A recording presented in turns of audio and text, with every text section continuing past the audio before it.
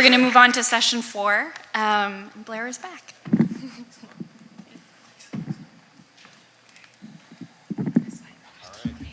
Thanks very much. Really good discussion. I was told by our AV crew, for those that are via the virtual option, if you can just go back to the landing page. The next presentation is going to be a virtual presentation, so just give a second there to get that organized.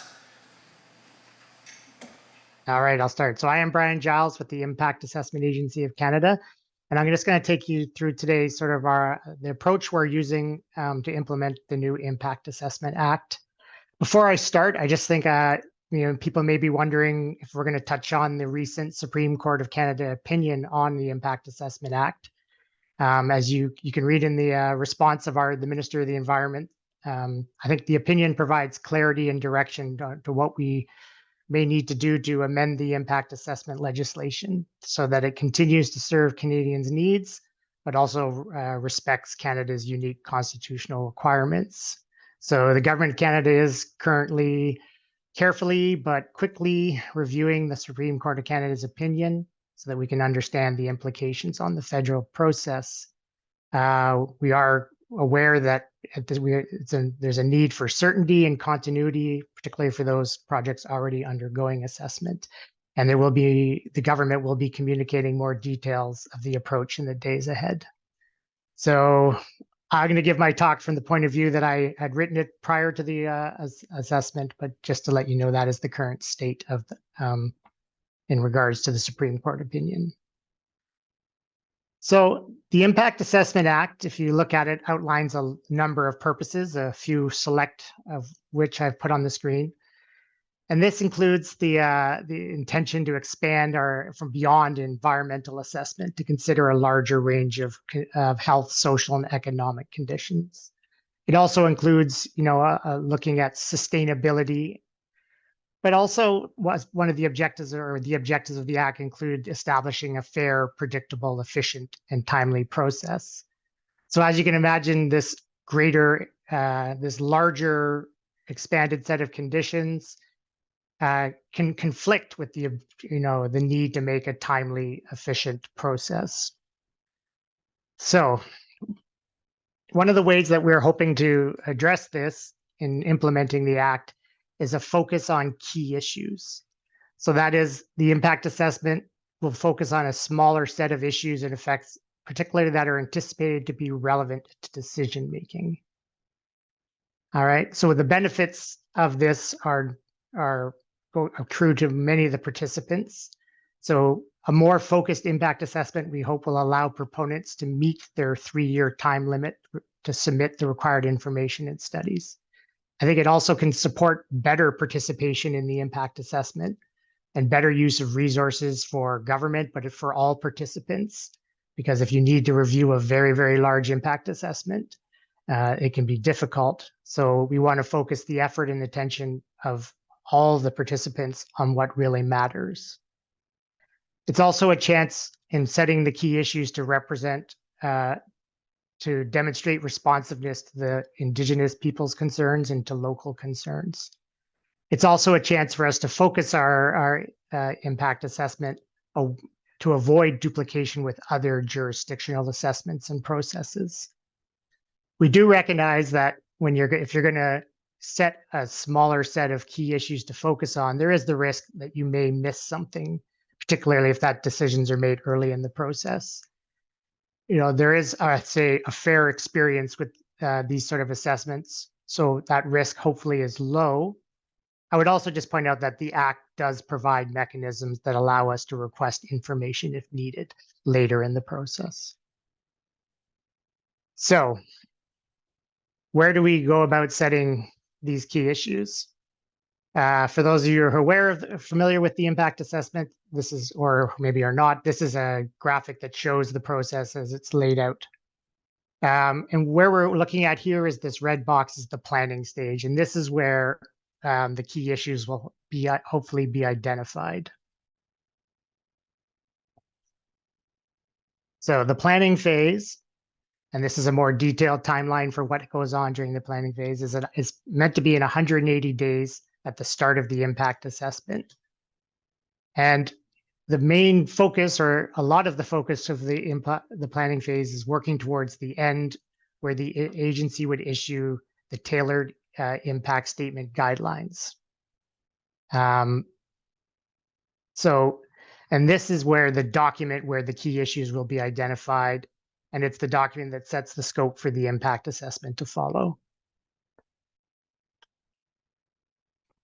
So what are the tailored impact statement guidelines? So these are, as I say, these are document that's issued to the proponent at the end of the planning phase.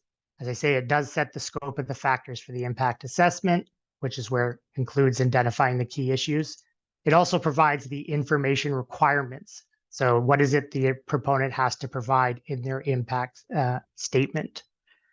The TISG also, as we call them, the guidelines also play a role in providing transparency. So it sets out ahead of time what will be considered so everyone knows what will be looked at in the impact assessment. The guidelines, the tailored impact statement guidelines are by their, as described in the name, tailored to a specific project. And that tailoring is based on a number of sources of evidence, including that provided by the proponent in what we call their initial project description or their detailed project description. It's based on expert knowledge and experience. It's based on the advice we receive from other federal departments and other jurisdictions. And it's based on evidence that's provided during the planning phase and engagement with Indigenous groups and the public. And if there are regional or strategic assessments available, that'd be another source.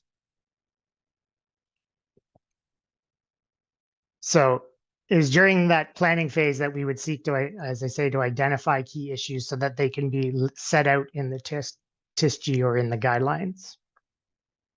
So the guidelines and the scope of the project is based on the project's itself. What is the project doing, the scope of the project, but also the context of where the project is located.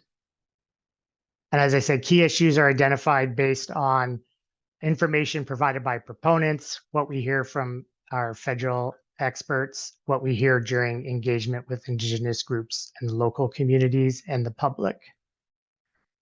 As part of identifying key areas, there is a focus on areas of federal jurisdiction because that is the primary focus of the Act. And it also, recognizes that some of the other areas will be addressed by provincial or other jurisdictional processes. So as part of this, in order to identify key issues, we are encouraging proponents to try and provide as much information as possible in their initial descriptions to better guide this focus on key issues. So the more we know about a project, the project's design, what effects might be coming from the project will help us focus. We also will be looking to, for local knowledge, Indigenous knowledge, to help us identify these key issues. So communities at this stage can start thinking about how a project might contribute or hinder their priorities. So what is it they are worried about, or what is it they hope to gain from the project? So those can be identified as key issues.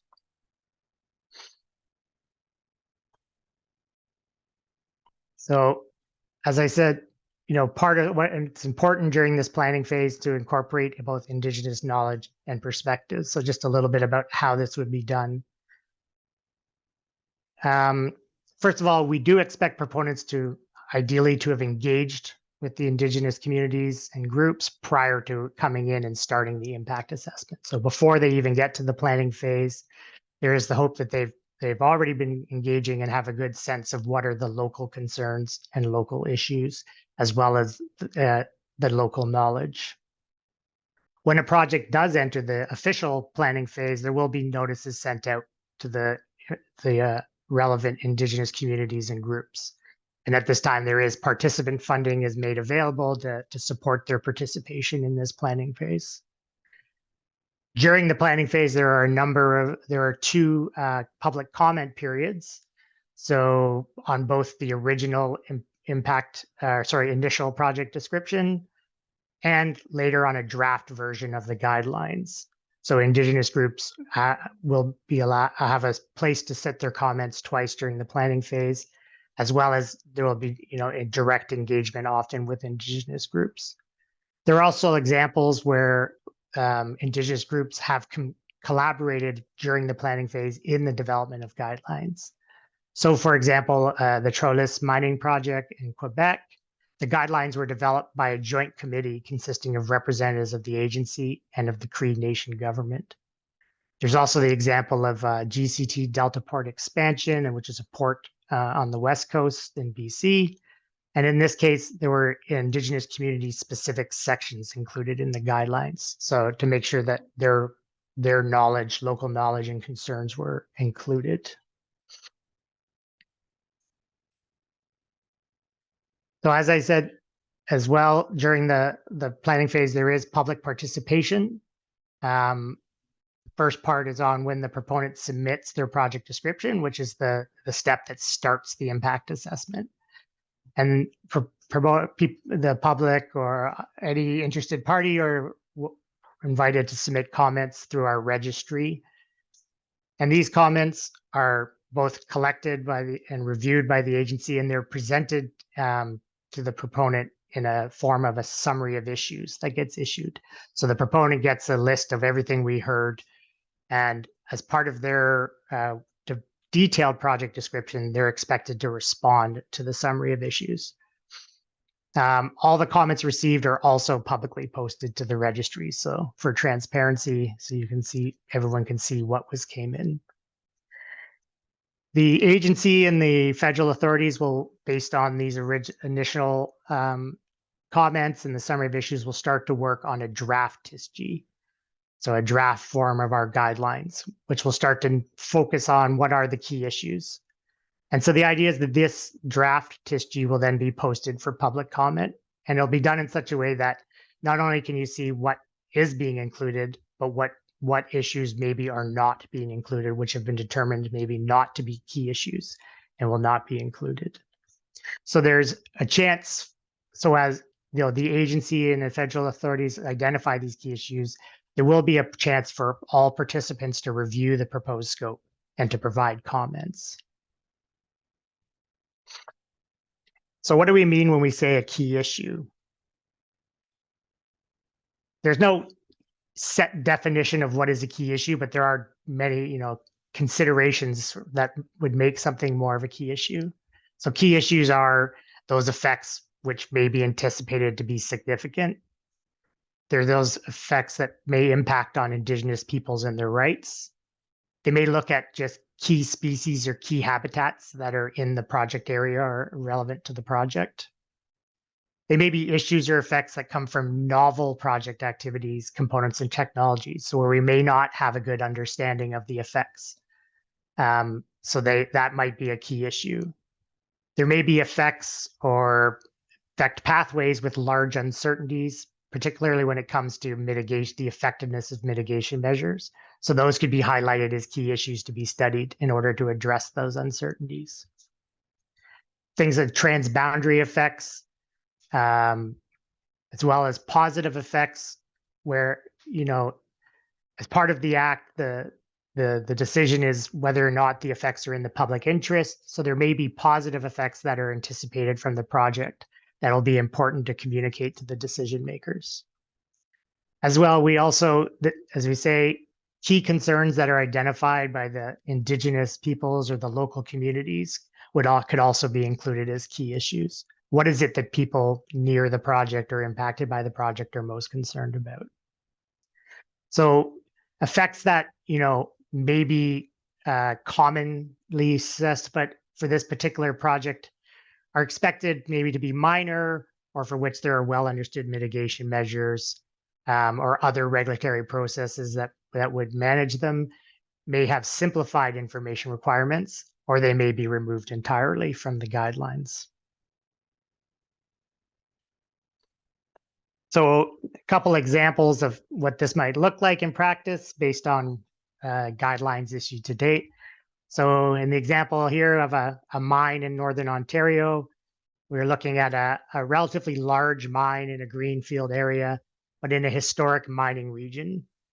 where there was, a lot of people working or used to supplying the mining activities. There's also significant large urban indigenous populations. So what were the key issues that were identified during the planning phase? I mean, some of them came from the design based on the way the size of the mine and where it was being, a lot of attention was placed on waste management and the potential impacts on fish and water. Caribou was identified as a key issue, but in this case, it's sort of a unique way of looking at it. While caribou weren't necessarily observed in the local area, the area was a potential area for recovery. It had been identified as a potential recovery area. So in this case, we could direct the proponent not just to look at effects on caribou, but to look at effects on the project may have on the recovery of caribou to the area. And the indigenous engagement with the indigenous peoples, I'd indicate obviously they were as usual, or as would be standard, concerned about, well, how might this project impact on their rights? And as well, though, they highlighted that, would there be access to education and other business opportunities arriving, and how would these be made accessible to all residents?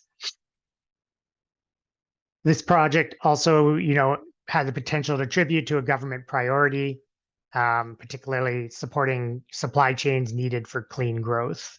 So that was as identified as an issue that the proponent should discuss in their impact statement. So these are just some of the examples of how this project, the key issues that were identified. As another example, we look at a small port along the St. Lawrence in Quebec. And in this case, it's a conversion of an already developed site with a relatively small footprint in a relatively developed urban area. So in this case, the environmental factors really focused on the impacts on the shore and on the river itself. Whereas maybe the effects on the terrestrial habitats would be covered by provincial assessments. When we looked at the social and impact, because of the relatively small size of the project, some of the issues that you might normally include in an impact assessment about effects on social cohesion or the local economy, it seemed unlikely that they would be significant, just based on the small scale of the workforce and of the project. The one local concern that was raised was more along the lines of traffic. So in this case, a different project in a different context allowed to present a different set of key issues. So I'll stop there, and hopefully, if there's any questions, I assume it'll be at the end of the presentation, or.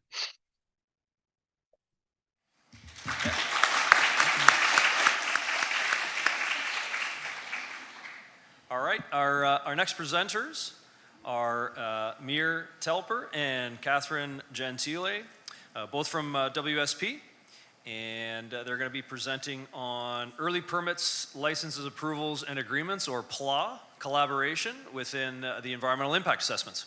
Welcome. Hi again, everybody. You're going to get sick of hearing me.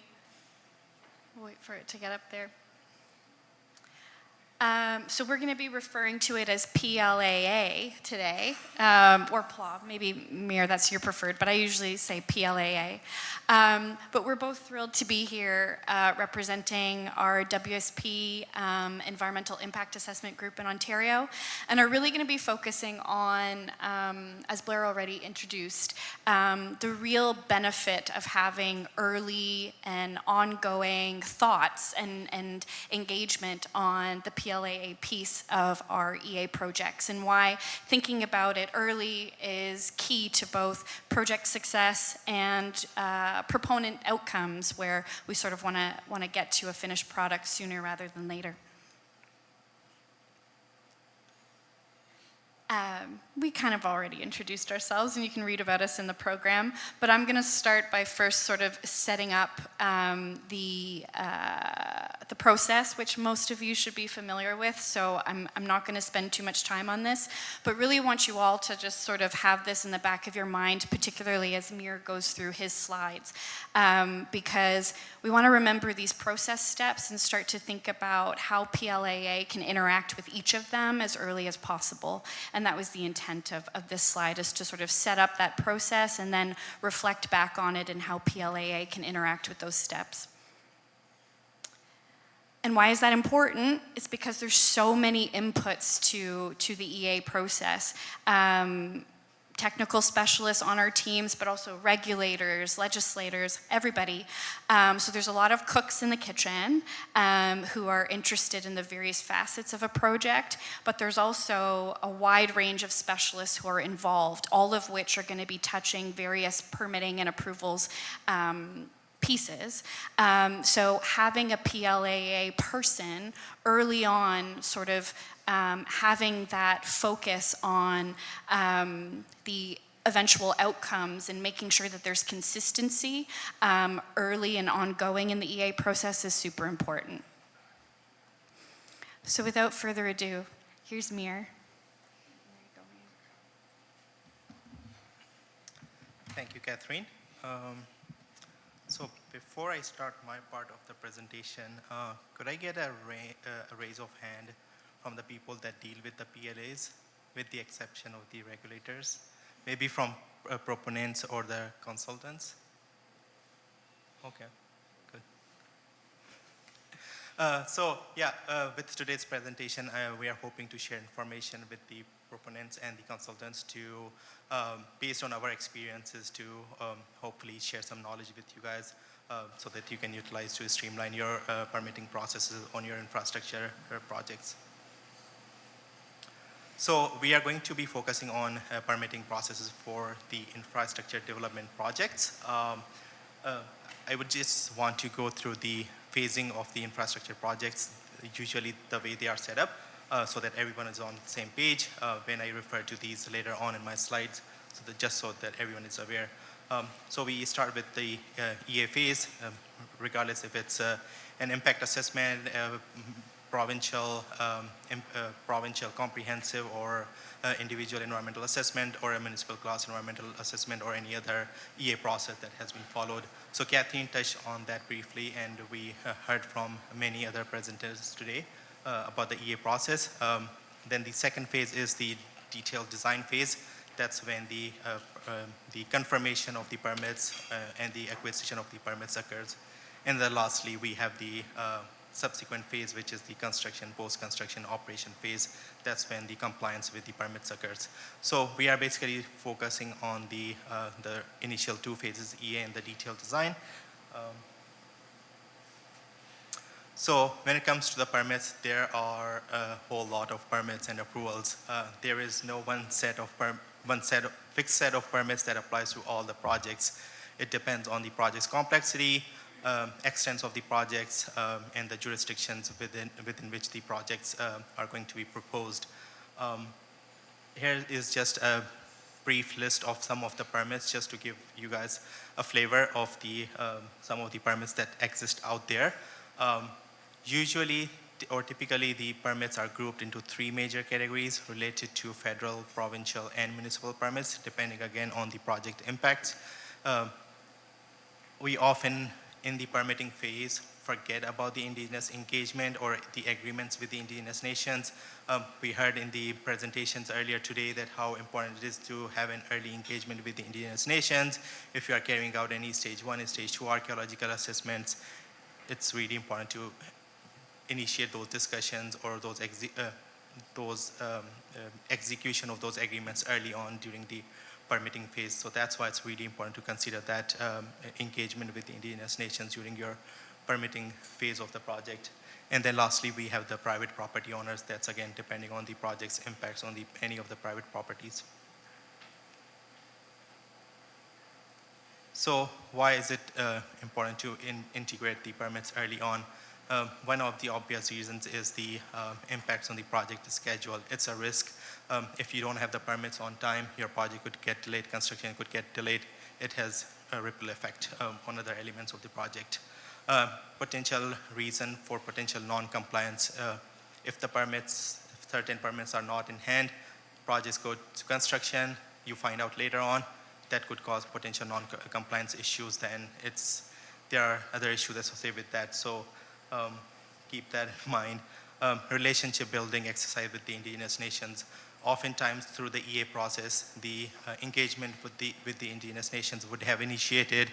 There may have been some commitments that could have been identified in the EA documents, for example, further engagement during the detailed design or the subsequent phases of the projects. So it's really important to make sure that those commitments are adhered to during the subsequent phases to continue to build that relationship. When it comes to identifying the permits, as I noted, EAs are a great tool to have that early discussions with the regulators, document those discussions in your EA documentation so that the project goes to the subsequent phase. You can obtain those permits and approvals without having to have any or see any issues.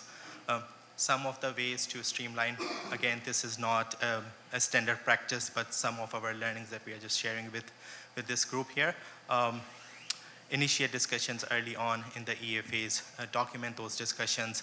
Oftentimes we have seen during the EA phase there are some issues that never get resolved. They get carried over to the detailed design phase for the proponents to address those issues with the regulators. So make sure you clearly outline those issues so that when the project proceeds to the design phase, the detailed design phase, whoever takes over that project, those are addressed are issued. Identify any, those permit commitments in the EA documentation. Again, there was a question about how do you identify permitting in the RFP or indigenous engagement in the RFP.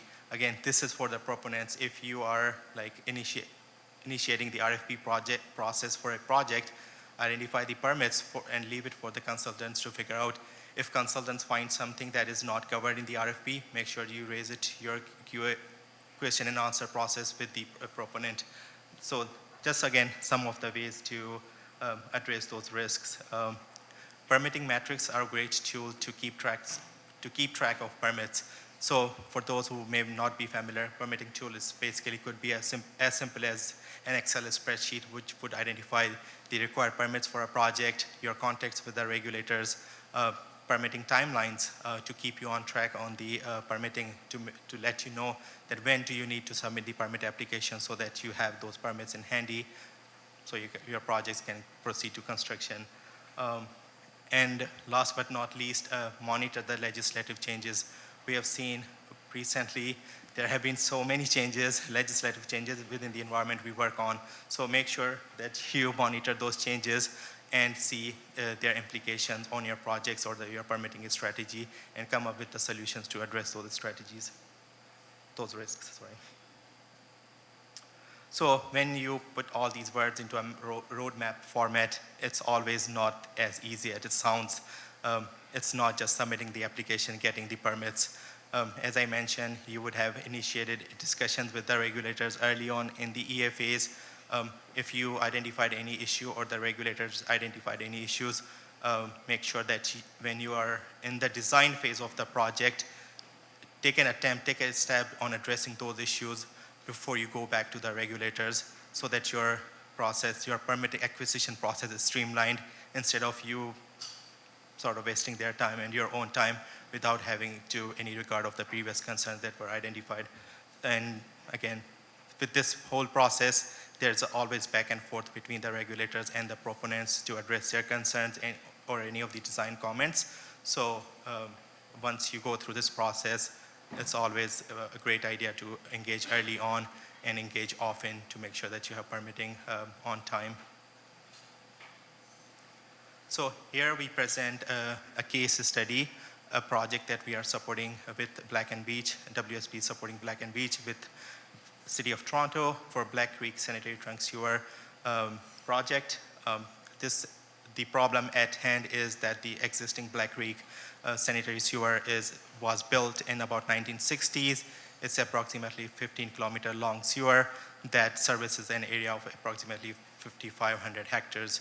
The issue with that is the design capacity issues during major storm events.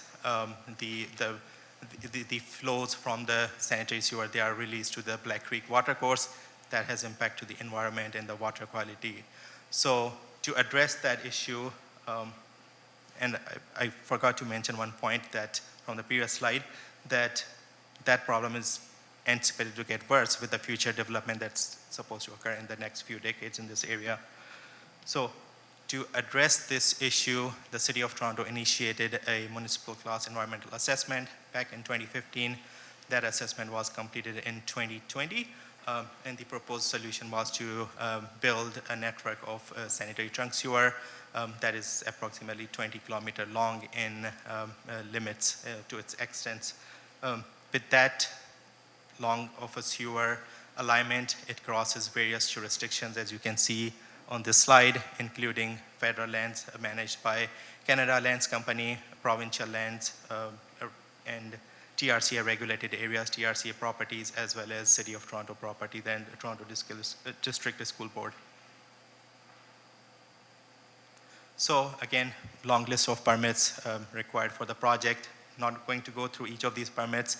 Intent is just to share this information with this group to let everyone know that the permits could be anticipated at different stages of the project. One of our key learning with this project was that the permits were not just required to facilitate the actual construction of the project, but to actually carry out some of the technical investigations. One of the best example is we have with proposed 20 kilometer long alignment, we are proposing an extensive borehole drilling program. That borehole drilling program is crossing various properties, City of Toronto road right-of-ways, TRCA regulated areas, MTO control areas. So it requires permits, licenses, approvals, and agreements from all those regulatory agencies before we can go and drill those boreholes to support the design of the project. So if we don't have a strong permitting strategy in place, if we don't have the permitting on time, that could impact the design project, subsequently impact the construction of the project. So a good word of caution for the proponents and the consultants that anticipate the permits for significant infrastructure projects, just to support their design as well as the construction of the projects. So I will leave with today's with a few thoughts for future of this permitting, licensing, approvals, and agreements role, that the landscape of infrastructure is changing significantly across the province, across the country. With this, it brings a challenge of being at compliance with different legislations. And as a practitioners, as impact assessment practitioners, planners, it comes to us that we can be at the forefront of this niche realm and support the permitting process for the infrastructure projects. And again, not forget about the indigenous engagement part, that it's a very important piece that could be completed during the permitting phases of the projects. And lastly, thank you. Our contact information is on the slide.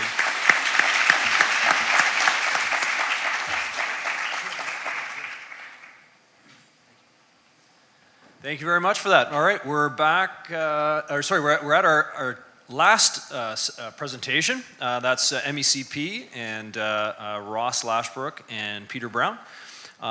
There's no speaker bios for Ross and Peter, so they'll do that. Oh. One fun fact I'll share, though, is that they are two MECP representatives that have never been on the Great Canadian Baking Show.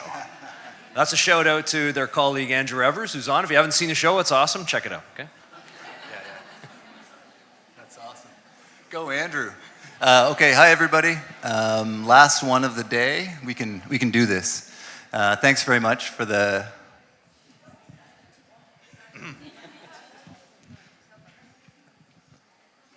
That's better. How's that? Yeah, thanks very much to the OAIA and the Planning Committee for giving us a venue every year to share ideas and thoughts on IA, so much appreciated. My name is Peter Brown. I'm a Senior Advisor Outreach at the Ministry of Environment, Conservation and Parks in the EA Modernization branch. And I'm joined by Ross Lashbrook, who's the manager of the EA Modernization Branch, and I think I see Anna Maria Cross, director of the EA Modernization Branch. Thanks for joining us, Anna Maria. Was I supposed to point you out? She's right there. She's right there. I got the clicker. Okay. This is not our presentation. Okay. The first part of the presentation, we'll talk about some of the things that we've accomplished over the last few years, and then we'll talk about some next steps with respect to EA modernization in Ontario. So this is part one. So we've been doing EA in Ontario for almost 50 years now, and I guess that's a long time. I'm told that 50 years is really old, so. Anyway, I digress. So over the past few years, we've what we've been focusing on are incremental, sensible actions, largely around building infrastructure, reducing burden on proponents, and making sure that we can build infrastructure faster. Of course, EA modernization is much broader than that. We started in 2019 with a discussion paper. And so we're going to go through some of the large changes that are possible in Ontario. And we're also, mainly Ross, is going to talk about some of the incremental, some of the smaller changes that we've made recently to make EA more efficient. I've got on this slide, actually, is it possible to put the slides on presentation mode? But I was going to point out a graphic that you probably can't see anyway, but you'll have copies of these slides, and really it's just to show since 2019 and then 2020 with Bill 187, where we made changes to the EA Act. Since then, 2020, 2021, 22, and into 23, we've been working on exempting regulations to exempt lower risk projects. We've been working on Class EA amendments, and we've also been working on a comprehensive project list approach. So like I said, in 2020, July 2020, we made changes to the EA Act. And a lot of these changes will come into effect when the regulations come into effect. So on the left of the table, there's what we could describe as pre-July 2020, pre-amendments to the EA Act, but actually a lot of this applies today because we haven't made the regulations to bring this stuff into force. So the first one is the project list approach. So the amendments to the EA Act in 2020 allow us to develop a project list approach for comprehensive EAs. So we talk about the Comprehensive EA Project List, or CPL. It may be the one acronym that shows up that not everyone knows. So CPL, Comprehensive EA Project List. The changes also allow us to develop regulations for streamlined processes. And our intention is to move all of the Class EAs to streamlined processes, similar to transit, for example. Another thing that the changes to the EA Act did was enable standardized work plans, or sector-based terms of reference. And actually, Ross will talk more about this on a slide. And other things that we're working on, and we've heard clearly from the regulated community and stakeholders and communities, et cetera, is that we need better timelines, clarity on timelines, reduce duplication between different levels of government, for example. Obviously, we heard some great presentations on opportunities, and it's still the 21st century, yes, to move to online submissions, right? And one thing that did come into effect, actually two things, I forgot to mention the other. One thing was that now municipal support is required for large landfill siting. And I forgot to mention, just in terms of streamlined processes, the amendments to the EA Act in 2020 now focus the Section 16, the process, the bump up process, elevation process, only on potential impacts on Aboriginal treaty rights. So there really is still a focus on making sure that there's still environmental protection, making sure that Aboriginal and treaty rights are properly considered, but also trying to streamline, trying to find efficiencies and processes so that EA isn't a burden, but rather a tool for doing the things that EA was meant to do. So with that, I'll turn it over to Ross to talk about some of our progress to date. Thanks, Peter. Good afternoon, everyone. My name is Ross Slashbrook. I'm the manager on the modernization team. Quick fun fact, I was also not on a reality TV show on HGTV in which I renovated my kitchen. You can't find it online, so don't bother Googling it. But Peter, we got to find something for you next. So I'll speak a bit about the progress to date on some of our EA modernization work today. I'll keep it fairly quick. There's lots of details on the slides. If you do have questions afterwards, we're happy to take any, or we have our email address there as well. So just in terms of progress to date, the first bucket is what we call exemptions and efficiencies, focused in particular on our Class EAs. So we have 8 different Class EAs, and we began in 2020 consulting on proposals by the proponents of those Class EAs to amend them to exempt low impact projects, make the processes more efficient and effective. So that consultation began in 2020. We've taken some time to reflect on the input that we received on those amendments, including from Indigenous communities with respect to matters like archaeology and how those get considered for projects that might no longer require EA. And so in consideration of that input, we've amended 3 of the Class EAs so far, the municipal Class EA most recently, but also the water power and MTF minor transmission Class EAs, with specific requirements including with respect to archaeological resources. So the work is continuing on the remaining Class EAs, and we hope to continue to make decisions on those as we work through the input and feedback that we've received.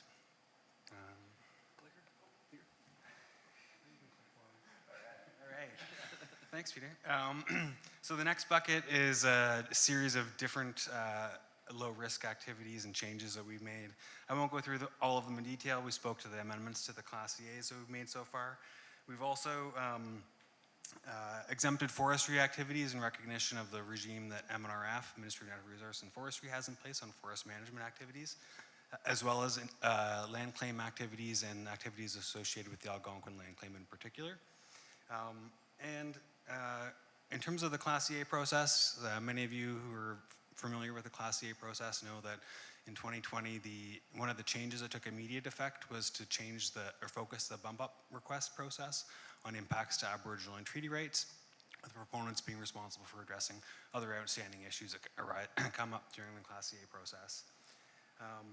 We also changed the thresholds recently for what we call facilities that are engaged in advanced recycling, moving some of those to streamline processes so that they can move through the waste management process in a faster way.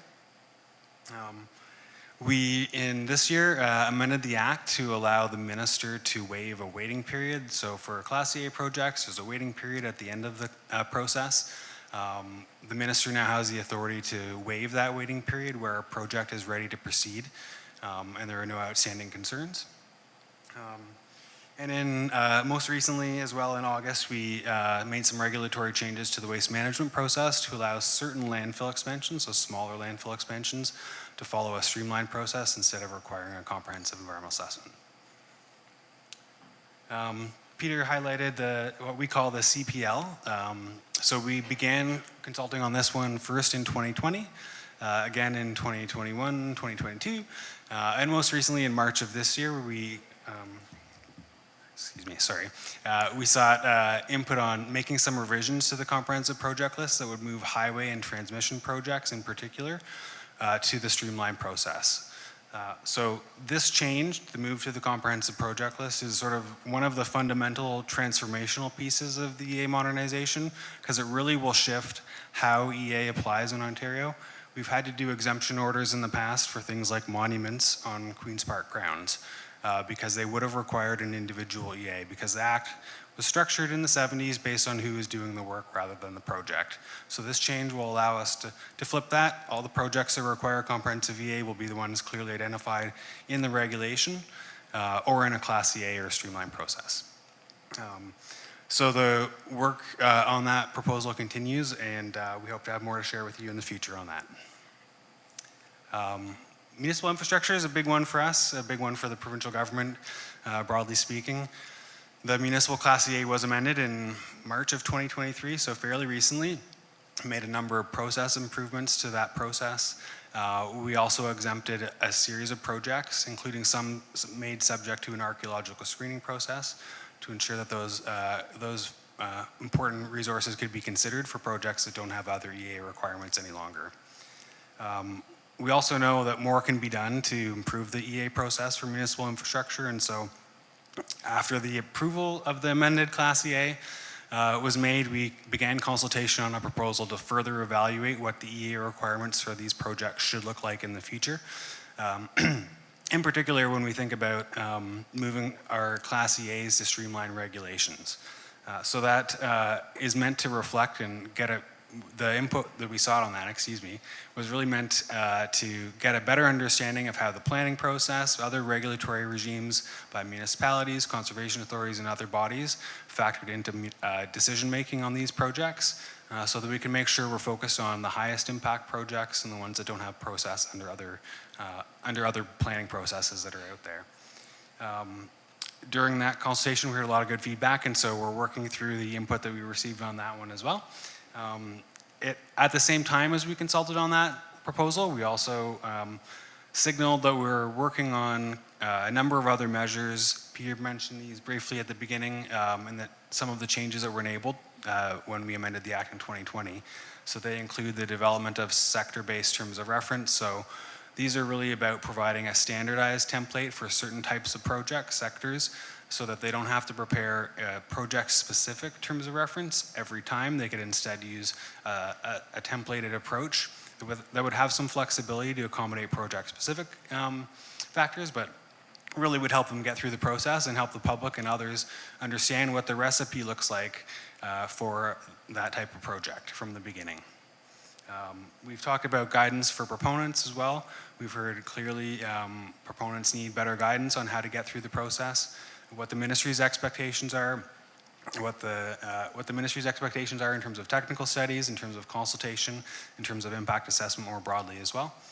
I mentioned the updates to our codes of practice, as well as work that we need to do internally within the ministry and the government to make sure our own business processes are efficient and effective as possible. So the input that we received on that proposal will help us with respect to our next steps on those different initiatives. And then the final one that I'll speak about very briefly is about extending the expiry of certain projects. So right now, one of the amendments that was made to the Act provides a new expiry for EAs. So 10 years after their approval, if they haven't started construction, their EA would expire unless we give them an expiry date otherwise. There's a whole bunch of approvals that date back to, well, many years ago that didn't have expiry dates on them. And so when the new provisions in the Act are proclaimed, those approvals would expire unless we make a specific choice to extend them. So we consulted on extending the approvals for 9 different projects to extend those approvals by 10 years to give those proponents 10 years to start construction, or that those approvals would lapse at that time. So that provision hasn't been proclaimed yet, but may be proclaimed in the future, and if so, that's when a decision would be made on those proposals. All right, back to Peter. Thanks very much, Ross. So now just a quick sort of wrap up and next steps on some of those ongoing initiatives and some of the initiatives that we are planning. So we've talked about the comprehensive list, or comprehensive EA project list, or CPL. So as Ross mentioned, we're reviewing feedback on that March 2023 proposal. So when a decision is made on that, it will include new regulations, right? Updates to existing ones, as well as the number of guidance documents that either codes of practice or the sort of transit or those other sector-specific guidance documents to be updated. And there's obviously Class EAs that may need to be changed to align with the changes to the comprehensive project list. So it'll be a large package. And then as the decisions on the expiry dates will likely happen at the same time. And the municipal infrastructure, thank you for your feedback. We're receiving plenty of feedback on that and reviewing that before we take next steps on a municipal infrastructure assessment process.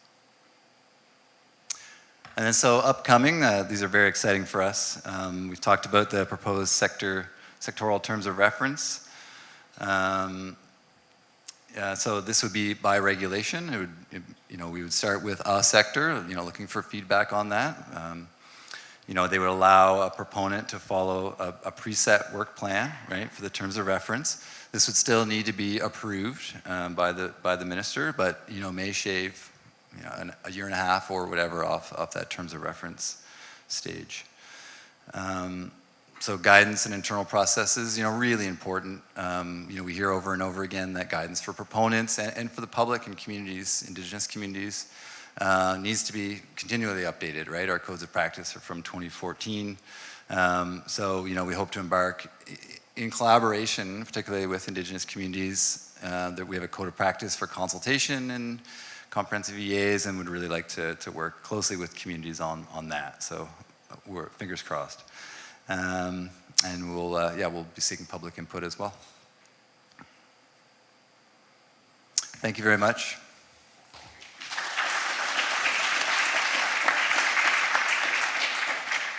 Thanks, Peter. If I can get our speakers back up at the table here.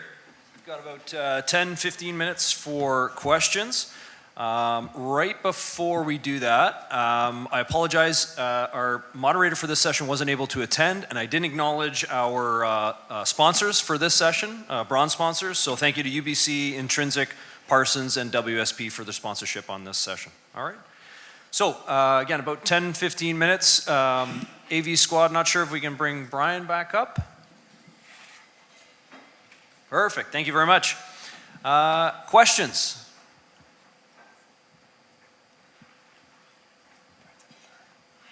All right, go for it, Dorothy. I have a question about how early for permitting, because the one concern would be sort of in the assessment of alternatives phase. How do you sort of know what permits you require when you're still looking at alternatives? And there's sometimes this, rush to finish, even from, I work for the Ministry of Environment, by the way, sir. Okay, let's get this project done in 2 years, says the minister. And we say, well, but you need 3 years of monitoring, and we don't even know which alternative route we're picking at. So what's the resolution, or where specifically do you see some maybe improvements or traction in the EA process where you can start getting moving on permits, or in the IA process? Yeah, so permits, they are triggered oftentimes after the EA phase, because the design need to be at certain level of detail so that the regulators can review that information and confirm that yes, or confirm the identification of impacts on the environment. So the EA is the first stage to identify the permits. Once the evaluation of alternatives has been completed, a preferred alternative has been identified, and EA documentation has been prepared. So that sets a stage for permitting approval journey. And then once the project proceeds to the design phase, that's when the permits are usually triggered. So again, when the project reaches that point on, always the strategy is to engage early on with the regulators. As soon as you have, say, 30% design, 60% design, reach out to the regulators so that you flag any red flags right from the beginning if there are any concerns. Because if your project reaches, say, a 90% design or 100% design, and then you go to the regulators at that time, and then there are fatal flaws in the design, then that wrecks the whole project. So again, just the early engagement really helps whenever you're in the detailed design phase. Sure. Dorothy, that was a great question. And I would also say that the way that I've applied this in some large projects that I've been working on is you incorporate permits into your evaluation process.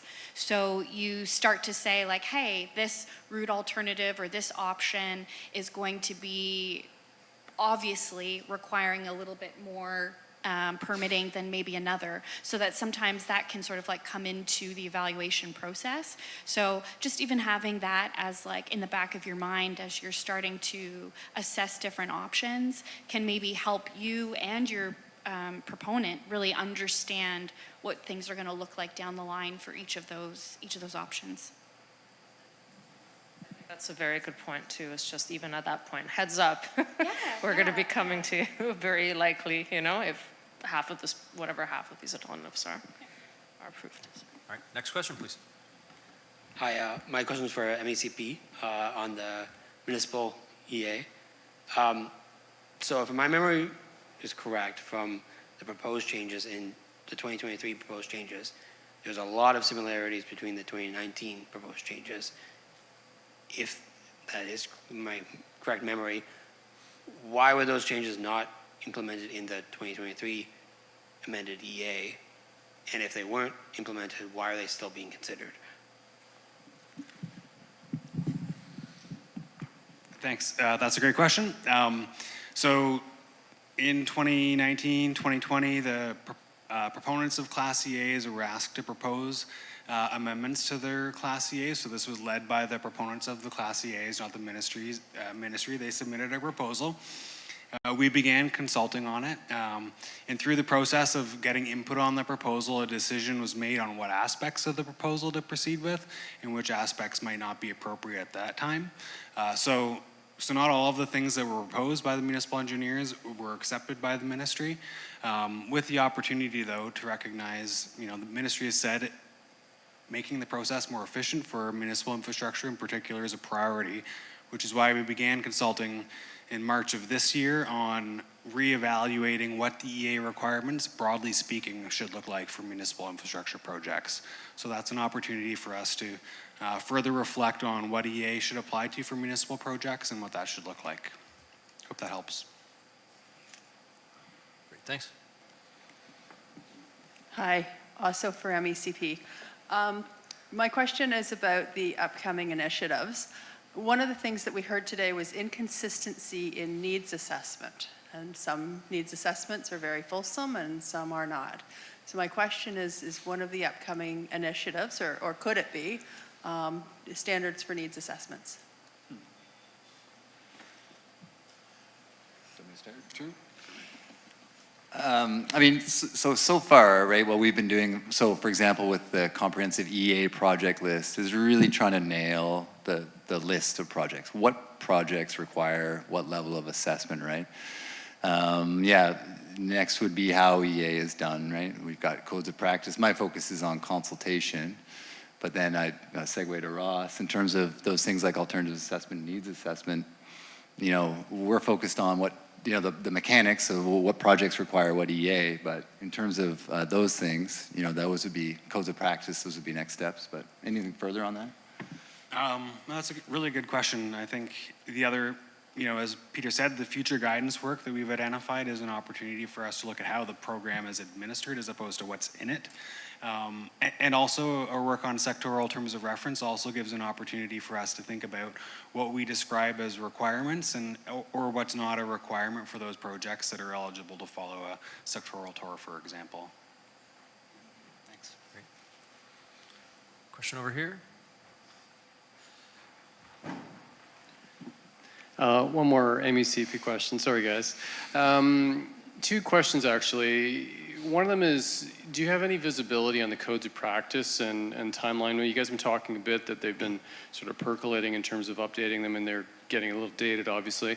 And the other one is a bit broader question around EA modernization, and that is there... is this a new permanent program at MACP? And I don't mean to be facetious. I mean, obviously this is, you guys are trying to move mountains here, and there's lots of components and different Class EAs, and there's a lot, you guys have bit off a huge amount, but like I just don't really, I can't see the timeline, and I realize that, you know, a lot of it might not be in your control, but is it a new sort of permanent program, or is there a sunset on this? Thanks for the question. Do you like the potential job security that we describe EA, to answer your second question first, we describe EA modernization as a journey. There are lots of components of it. So it will be ongoing. We've seen similar things with other modernization efforts at other agencies, and as well as at our ministry as well. So, we'll see. And with respect to timing on the codes of practice, we don't have specific timing right now on when we would begin engagement or what that may look like, but we do hope to. And hearing from practitioners and others, the importance of having good guidance is helpful information for us. So thanks. Time for one or two more questions, if we have any. At the back there.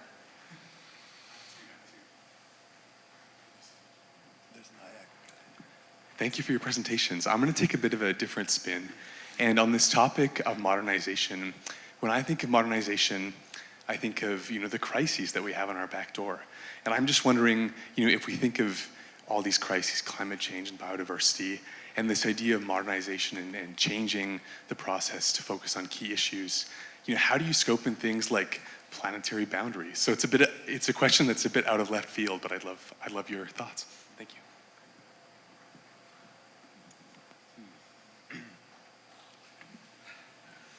Sorry, I'm not sure if that was directed to me or. Yes, it was, yes. Okay. I'm the giant floating head here, but I don't really have a good view of what's going on in the room. So, yeah, I think that is obviously part of scoping is, as I say, the act, when you look at the objectives, it really broadened, what could be considered in an impact assessment.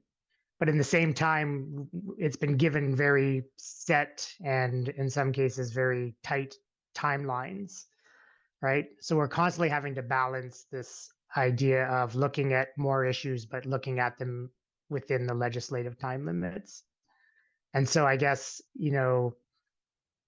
ultimately we have to break those big issues down into factors that are relevant to the particular project and are doable within the timelines of the impact assessment. So the Act does consider large issues such as climate change. Let's take that as the example. But the Act in it says the focus is primarily on how that project will impact Canada's commitments on climate change. So it takes like the large issue of climate change and all the effects that are coming from climate change, but it narrows it down to, well, what for that project, what is it that is important? And in this case, it's how that project is going to fit into Canada's climate change, management structure, or whatever you want to call it. So that's one way in which, we take a larger issue, but try to focus it into something that's relevant to an individual project. Well, let's give a round of applause for our session 4 speakers. Thank you, Brian.